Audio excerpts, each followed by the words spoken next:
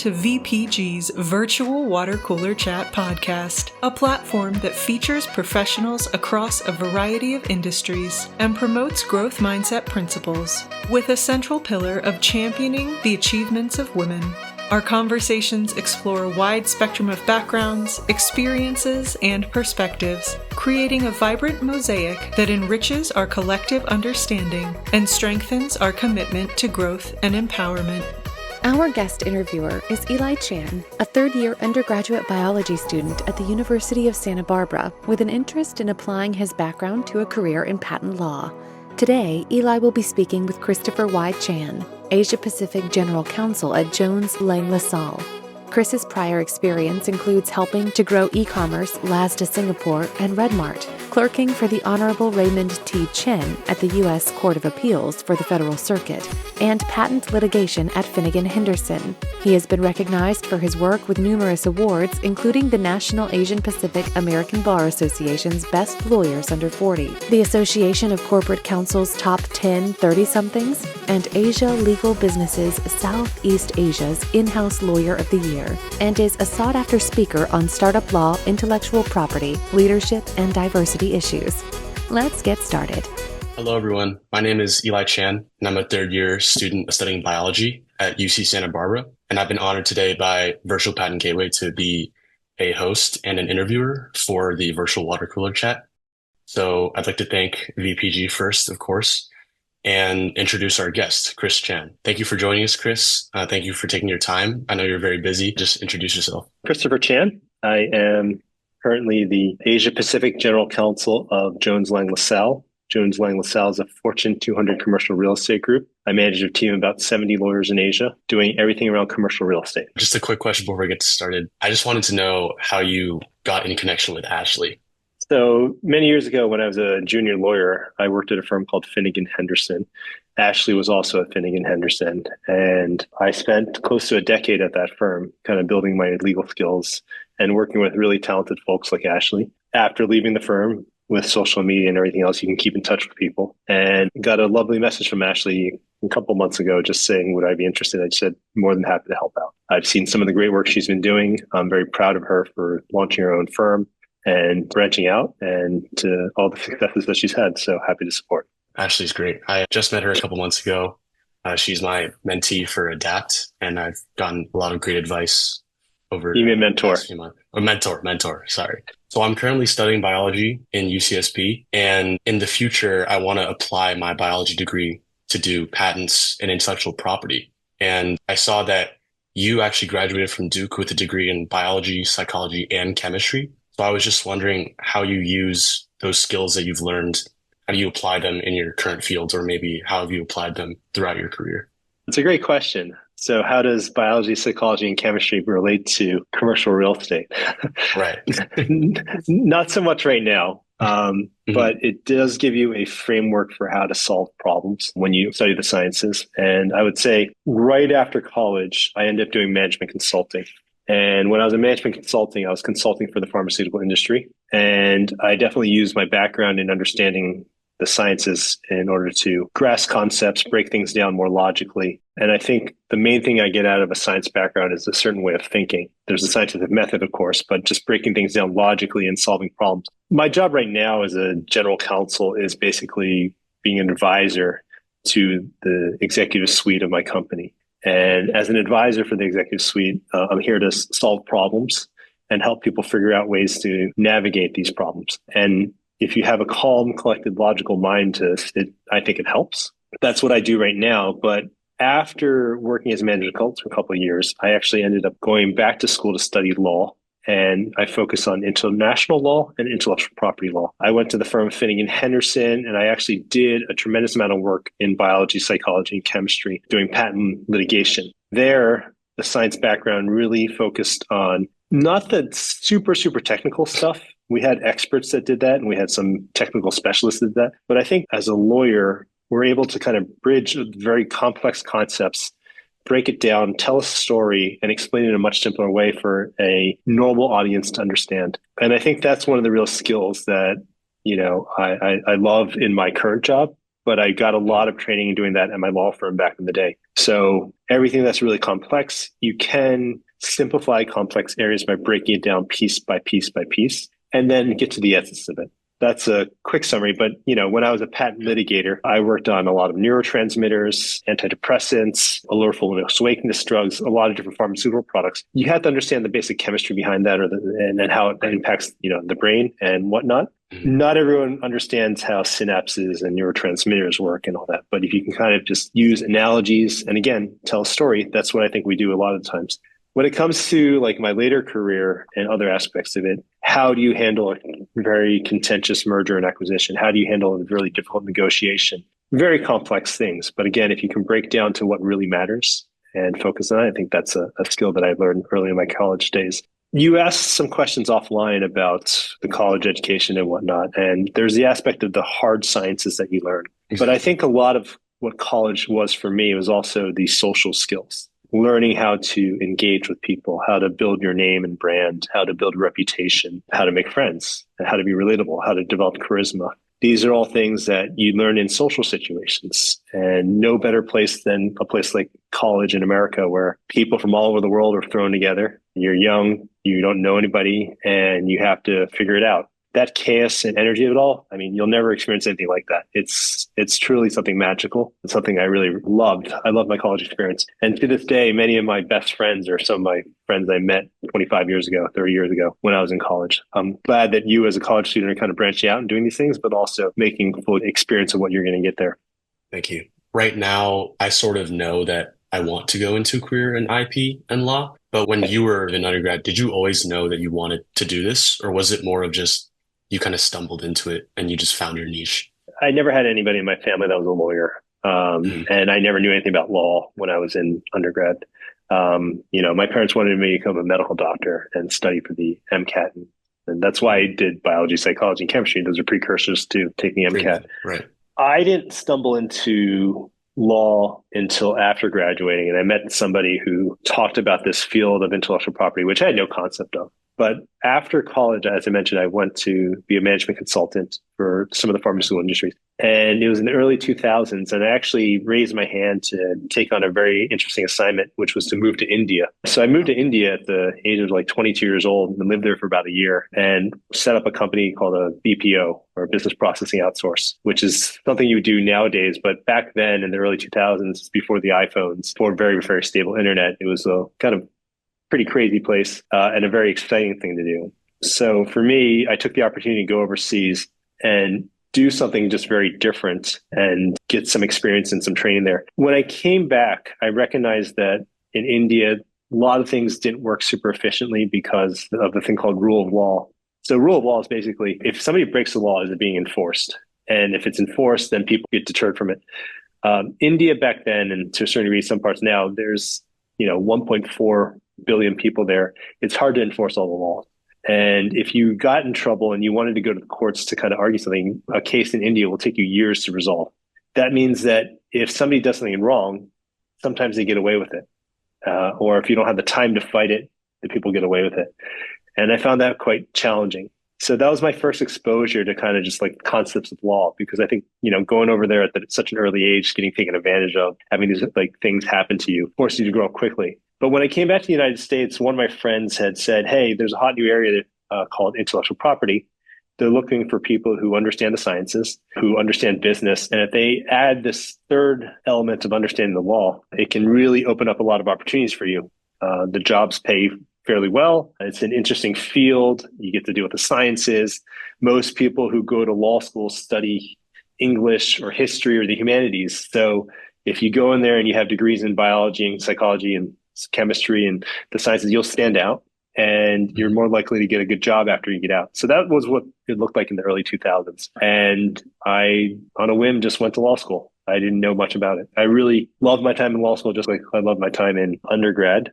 Similar skill sets. You got to study hard and get through it. But I think it's another way of thinking. The process of answering legal questions or thinking through legal things is a little different than how you think about science. So it's another kind of way to upskill your arsenal of tools and how to solve problems. And then it's also a very different social dynamic in law school. And it's a very fun one, but also very hierarchical, very, it's just a melting pot of a lot more ambitious people at that point, and it gets a little more intense, and you learn how to kind of fight through that also. Maybe a little more cutthroat, you'd say, more competitive. Depends where you go, but I would say that if you go to one of the the top 5 law schools in the world, you're going to get a better chance of getting a good job after graduating. If you go to a lower tier law school or down the line, the lower you get, the harder it is to get a really good job out of them. The practice of law is very elitist. You have this list called the AmLaw 100. It's the top 100 law firms in America. And if you go to law school in America, to land at one of these top law firms gives you a very high salary, gives you the ability to work on some bigger cases, and it pretty much sets your career up and your trajectory where you go. And if you don't get into one of these big AmLaw 100, your career goes a very different path. I'm not saying it's a bad path, it's just a different path. But going to one of these top firms allows you to go to other top opportunities and so forth and so on. It's not a guarantee, but it definitely gives you a head start. And if you go to not a top 10 school or top 25 school, the spots to get in those top firms is very narrow. I think it's really important that people understand that when they choose the law school. One, choose the law school based on the location you want to work in. If you want to go to work in Washington, D.C., it's helpful to go to a law school in Washington, D.C. If you go to a law school like I did in Cleveland, Ohio, it's not too hard to get a job in Cleveland, Ohio, but it's not that easy to get a job in New York City or San Francisco or Washington, D.C. So your point about being cutthroat, yeah, I had to work very, very hard and be very intense in order to get my top law firm job at Finnegan Henderson back in the day, doing intellectual property in Washington, D.C. So kind of shifting more to your cultural background, I wanted to ask you about kind of your pride and your history in that. In 2012, you worked with the National Asian Pacific American Bar Association, and now you are the Asia Pacific General Counsel at JLL. I was just wondering if you could tell us about your cultural background and how it's maybe inspired your profession and your passion in what you do. Sure. So my parents are immigrants to the United States. Mm-hmm. My father was born in Macau, which is formerly a British territory, but it's near Hong Kong. And my mother was born in Hong Kong. They met in Cincinnati, Ohio, of all places, while they were working as students. And, they met at a Chinese restaurant, the one Chinese restaurant in Cincinnati, Ohio. This was in the 60s and 70s, early 70s. And then from there, I was born in Cincinnati, Ohio. So my parents are both ethnically Chinese. And we moved to Cherry Hill, New Jersey. It was in southern New Jersey when I was around 1 year old. And I basically grew up in Cherry Hill, New Jersey, which is a suburb of New Jersey outside of Philadelphia. So I grew up as, a Chinese American kid. Weekends, we would go to Chinatown in Philadelphia for dim sum. And my parents definitely sacrificed a lot for my brother, sister, and I. We studied hard. We were as assimilated as possible to American culture. And now I'm proud to say I'm a lawyer. My brother and sister are both medical doctors and made the family very proud. But we had that immigrant experience, where people come from overseas, they kind of sacrifice for their next generation and children, and then the next generation reaps kind of the benefits from it. I would say that if I grew up in Hong Kong or even China, I think my opportunities may have been very different from where I turn up now. So I'm very glad to be an American, very proud to be an Asian American. I would say in college, when I went to Duke University, I didn't really hang out too much with the Asian American community there. I was one of these kids who was trying to just fit in. I was on the rowing team, so I rowed for Duke, the crew team. Oh wow! Which is as WASPy as you can get for a sport. And at a school like Duke University. When I went to law school, I wasn't really involved with the Asian American Law Student Association. I went to some of the events, but I was actually on the Student Bar Association, which is the student government. So instead of isolating myself to just the Asian American affinity groups, I was trying to stimulate myself into the main government body of the school. I also wrote for the school newspaper and also served on one of the law journals. So like law school, as I mentioned, was very intense. I was very plugged in to try to make sure I got a good opportunity when I left law school. When I came to Washington, D.C., when I graduated and joined the firm where I met Ashley, a senior partner kind of pulled me aside and asked me to, consider going to one of these Asian American lawyers events. And I said, sure. And I would say that, it was one of the things that kind of really resonated for me when I finally got there, because there's nothing wrong with my firm. But I mean, as a minority at one of these large law firms back then, there are not many people that look like me in my firm. And I just remember like meeting all the different partners and how they kind of treated some of the other associates who had just started. Some of them whose fathers or mothers had been lawyers and they had some relationship with the firm, they would naturally get staffed on a nicer case than me. And I would just get stuck on the cases that are kind of left behind because I didn't really know anybody, or I didn't know how to ask for this. I didn't know how to kind of behave as a lawyer.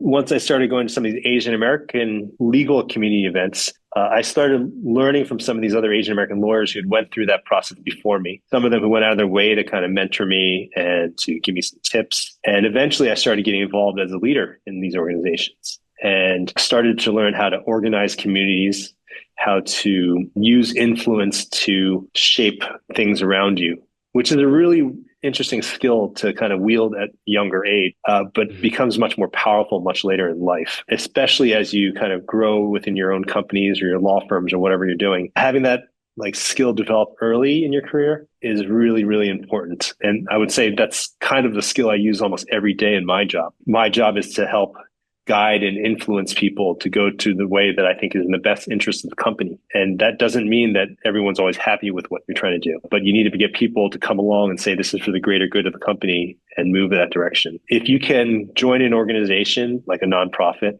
and learn how to move an organization of volunteers to do something, volunteers who are not paid to do anything, volunteers that just kind of want to have fun to achieve something more, that's really wonderful. And you mentioned earlier about this 2012 NAPABA convention. Well, that's at the time was one of the largest Asian American gatherings of lawyers in the United States, and something that like the organizer and myself, we are very proud of, something that we achieved together as a team. But also looking back, we can see the effects of that influence, what it's had many, many years down the line of other younger lawyers who have been inspired by it and gotten involved, or the friendships I built with people organizing that, like lifelong friends. And again, it's just when you go to battle in the trenches with other people, you build these bonds that are just stronger than just meeting people. I have been going to these Asian American conferences since I've been a junior lawyer now, year after year. And even though I live in Singapore now, I still fly back to attend them because they mean that much to me. Not only is it something I'm very proud of, but when I gather with them, you get re-energized and inspired to do more. You recognize those leaders among us, and it's a really powerful thing. And I'll say it's been immensely beneficial to my personal life and to my professional career. I just want to say thanks to you, because I think as I look around now in the legal fields, it's not your case where you don't see a lot of Asian lawyers or people who maybe look like us. I definitely feel more comfortable and better off knowing that there are people who look like me. There are people who are from my background who maybe have had immigrant parents or immigrant grandparents. And like, it gives me confidence that I can do this and I can go have a future in this career. Well, I mean, I think you'll have a bright future in the career, but I also think that some of the lessons that you'll learn, or I've learned from the community, is nobody questions whether we're, Asians stereotypically are good at math or hardworking. That's generally not something that we're judged on, but there is a perception that we're not effective communicators. We may speak with an accent or not. We may not be able to kind of move people, or we may not be viewed as effective leaders. I lead a team of 70 lawyers. It's a pretty big team. And I think, day by day, I'm trying to change those stereotypes through my actions. I'm trying to make it easier for the next generation. But there's so many before me who have kind of led the path and shown this way. And it's only when more and more of us keep doing this, it becomes the norm. And I think it's very important to have that. Obviously, you have to work twice as hard for half the credit to kind of make your mark. But I think those next level skills are what really separate the good lawyers from the great lawyers. And going to a group like NAPABA or your local Asian bar, you'll see some of those people. You'll just meet them. You're like, wow, he or she is super impressive. And you can figure out, how do you learn some of that behavior? How do you get some of them to take an interest in you, to mentor you, put out some pointers for you? These are things that I think you have to kind of observe it and see it to understand it. Building off that, the podcast theme this year is actually DEIA, diversity, equity, inclusion, and accessibility. So you've brought up a lot of great topics, but I was just wondering if you had any more further comments about the topic of DEIA. Yeah, I mean, I think it's really important to have all three. I don't think there should be any handouts for any of the diversity and equity inclusion, but I do think that you have to earn your spot and you have to show your value. So whenever you're doing your job, You need to think about like, what value am I adding to this? And how do I add more value to this? And I think that's something that not everyone thinks about when they do their job. Many people just try to just do the job. But I think as a minority, I really think about how do I make more impact? Because if I think I can make more impact, then I think I can help the community just a little bit more. And I think it's why our parents came to America, so that we could be successful and lead a better path. Ideally, if we do a good job now, it makes it easier for that next generation to do a better job. And that's kind of the success story that my parents had when they came here. They wanted better for my brother, sister, and I, and they led that path. I think we build our path a very different way, given that we have these tools that we're able to bridge gaps. Interesting enough, I moved to Asia after growing up and living in the United States. And one, I wanted to kind of retouch with some of my roots, but also the world's a global economy. And I think it's really important for somebody who wants to work in a global organization to really not just be focused on America and understand that there's a bigger world out there. And living overseas definitely gives you that perspective. It also gives you an incredible network of people that you can draw from too when you need to. Having those outside perspectives, values, networks can also help you in the longer run. So that's something that I also did in my career to do something a little different. Would you say that you enjoy living in Singapore now more than living in America, or is it more just like a different feel? I mean, I definitely love my life in Singapore. It's really wonderful Sure. living in Southeast Asia. It's very different from the United States. Singapore is not a democracy. There's no freedom of speech. There's no free press. There's no right of assembly. There's corporal punishment, which means if somebody does something bad, they'll cane them. Extensive amounts of drugs is death penalty. I'm walking around San Francisco now, and drug culture is very different in the United States. So it's just a different world with different values. And I'm not here to judge Singapore values. I mean, it's their country, their values. I live in it as a guest. And to live in another country as a guest is something that's a privilege, right? That I am thankful that I can work and live in that country and have an experience living there. I've lived in India. I've lived in other parts of the world. I think it's, for me, something I've really relished is having the ability to have a career in many different options. I think a law background does allow you to have some of these interesting skill sets that allow you to work in different environments. And I think that's one of the reasons I love being a lawyer. Well, I actually wanted to ask you about something related to AI. I was actually just in Las Vegas for our LLB, running legal like a business. And there was this one panel where they discussed AI and its future effects on intellectual property. And since at RedMart, you were head of government affairs and data protection, I was wondering if you had any thoughts or ideas about how AI is going to affect the field, is going to revolutionize the field and what it could do. AI is a very transformative technology. At Exactly. JLL, we have generative AI for all 108,000 of our employees called JLL GPT.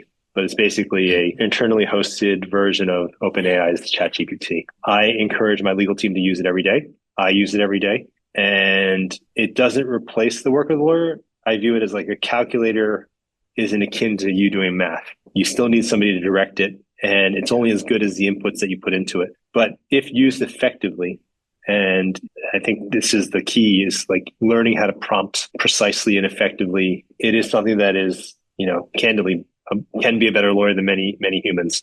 And I think this is definitely transforming how my legal team does law, and it will continue to, because it's only at an early stage, and year by year it gets better and better. What does that mean? It can help summarize, rewrite. Like, of my lawyers, English is not the first language for most of them, right? And if they need to send something to an executive audience, anything that comes out of a generative AI, if you prompt it correctly, is grammatically correct. It's summarized. It's to the point. And in some countries where they substitute like quantity with quality, this can cut through a lot of that. If I have to write something in a different language too, I'm not an expert in writing in Chinese, but what it can translate my work into another language is far better than I would be able to do myself. So this technology is just going to be bled into everything. Like it's embedded into Google search. It's embedded to your Instagram. It's embedded to your WhatsApp. You don't even need to think about it in the next couple of years. It's going to be embedded in everything if it's not already going that way. And I'll tell you, in my company with commercial real estate, we're embedding it into almost everything that we do here too. And it will, this is really one of these transformative technologies. And I've seen quite a few. We saw these other things kind of pop up, augmented reality and, Web3, they're impactful, but I think this is of a whole different level. Yeah, I think there's there's definitely nothing like this. It's going to change the field for sure. Not just I'm legal. personally It's going to excited change a for lot of that. fields. Exactly. Yeah. Yeah. Well, you've had a crazy career path, I'd say. What three words best depict your personal and professional journey if you had to pack it all down to three words? Um, Might be hard, but Three words. I would say that adventure is definitely one of the words I'd put in there. Moving to India as a 20 something, moving overseas, that's a whole nother story. But I moved to Asia without a job, and I had to oh, fight wow. really hard to get a job, and it wasn't easy. So this sense of adventure, like, I'm a boat captain, I'm a rock climbing instructor, I'm a scuba diving, rescuer. I love adrenaline sports. It helps balance out the stresses of the day job. I mean, being a lawyer can be quite stressful, or is very stressful. And you have to have that balance in what you do. I'm a pretty intense person. So there's an adventure and intensity, I would say, Yeah. are two of them. And then the third one is just like fearless. I'm not scared of much. And for me, when opportunities come up, it's always scary. And you don't know because you have something great already and you don't know what's on the other side of the door. But I've heard some of my mentors just, and I've kind of lived by this advice. If somebody puts a door in front of you and it gives you some opportunity, run through it. Don't hesitate because you don't know how long that door is going to be open. And these opportunities, the older you get, the more experience you get, the less they come by. So when somebody said, hey, we need somebody to move to India, I raised my hand really quick. I was like 20, 21 years old, 22 years old. Why not? Well, it's not going to like paradise when you go to India. It's a hardship posting for many people. But why not? It's an adventure. And, you can learn a lot. You'll grow a lot. And I really believe that you're a much better person when you have a lot more experience, not only as a lawyer, but, as a human being. And definitely tried to live my life to have very different experiences. That's great. I think those words really just reflect your whole career, your story. And I just want to say thank you for giving me some great advice and giving me some good motivation for the future. I was reading your bio about your rooftop craft beer speakeasy in Singapore, and I was super interested just how that even came about. Was that just your adventurous side coming out and just wanting to do something? I've always been a fan of beer.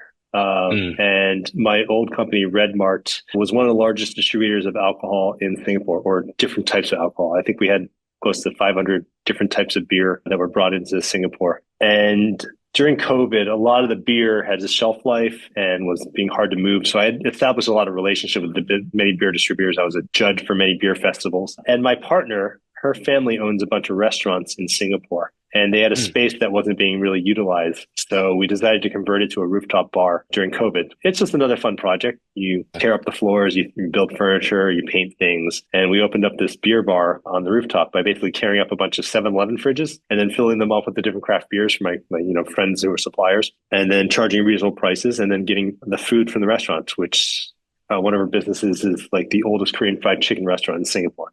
So Chimek, or beer and fried chicken, is a classic kind of thing. And if you compare fried chicken with craft beers, that's even better. So a niche project, it doesn't lose money, but it doesn't make a lot of money. But it's more of just a fun outlet to experience a different type of business, to learn from it, and also to have a space to gather with some of my friends and share something that I love. One of the best advice that I think to give to people is like, know what you love, know what you want. It's not easy to figure that out. But when you do things that are around that. And if you do, you'll just be a little happier. And I think for too many people, they kind of fall into this trap of what they think success is and climbing this kind of ladder. And, not that I'm not ambitious and moving forward on things, but my career has, as you mentioned, kind of gone all over the place. It's zigzagged. It's not gone in the straight line. And if I wanted to maximize the amount of money I made, or as high or seniority as I would go, I probably wouldn't have done the things I did. But I would say that I've lived a pretty happy, fulfilling life so far. And I hope to continue to do more and more interesting things. But one thing that has been driving me is that I try to focus on things that I know I love and associate myself with doing those things. Can't do it all the time, but to the extent you can, it'll make you a little happier. I think that's a really great motto, and try to maybe reflect it in my own life. I think happiness is definitely more important than just doing the usual, I guess. I just wanted to thank you. It's been great to meet you and great to talk to you. I'd just like to thank you for taking your time. And I'd like to thank VPG and Ashley as well. I just wish you the best of luck, and thanks for taking the time. Thank you. And stay in touch. Like I said, you're building a network. It starts here.